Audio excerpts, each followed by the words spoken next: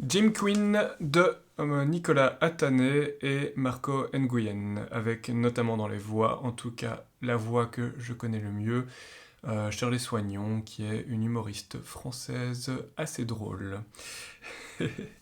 Alors, le film a été financé par un financement participatif, ce qui est, je veux dire, pas si fréquent d'avoir un film au cinéma avec un financement participatif.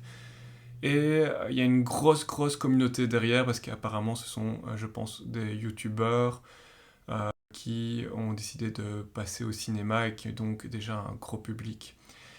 Alors moi, personnellement, j'ai trouvé que pour un film, notamment enfin, de youtubeurs et avec financement participatif, on a vraiment une grande qualité d'animation, de scénario, de technique.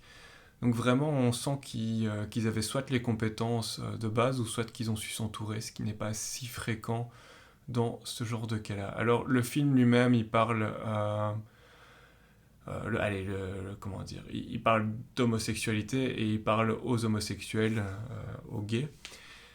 Dans la salle, je l'ai vu il y a plusieurs jours, hein, il y a peut-être déjà une semaine, je n'ai pas eu le temps d'enregistrer. Bah, je pense qu'en très grosse majorité, le public était gay, et donc c'était des références qu'ils avaient. Donc moi, je comprends pas toujours toutes les références, et donc je vais pas rire à gorge déployée.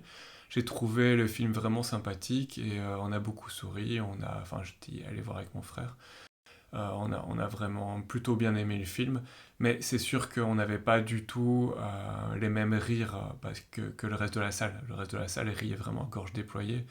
Et donc c'est sûr qu'en fonction du public, je pense que le niveau, je vais dire, de captation des références n'est pas le même. Par contre, ce qui est assez sympa, et je ne sais pas si c'est à but, je veux dire, pédagogique ou éducatif, mais le film nous présente vraiment la communauté gay comme si on n'était pas gay. Enfin, c'est mon cas, personnellement, je ne suis pas gay. Donc c'est assez sympa, mais en même temps, je ne pense pas que c'est à but pédagogique, je pense que c'est aussi justement pour montrer des références, et il y a une sorte d'autodérision dans tout ça qui crée justement tout ce rire. Le film est probablement, oui, un peu militant quand même, mais c'est pas le but premier du film d'être militant.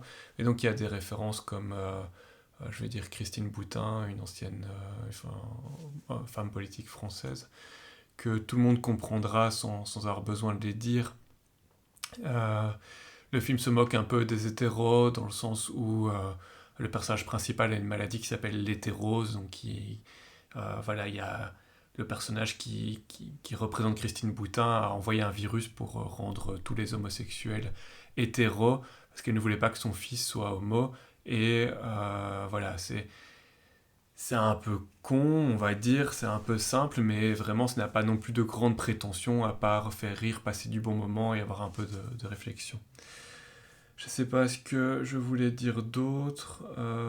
Moi, je pense que, en tous les cas, tout le monde peut y aller. Alors, ça parle énormément de sexe et de pratiques, voilà, donc peut-être que c'est normal que ce soit déconseillé à moins de 16 ans, mais sinon, en dehors de ça, c'est vraiment tout public. Je veux dire par là, quelle que soit votre sexualité, votre genre, je pense que vous pouvez y aller et passer un bon moment au cinéma. Voilà.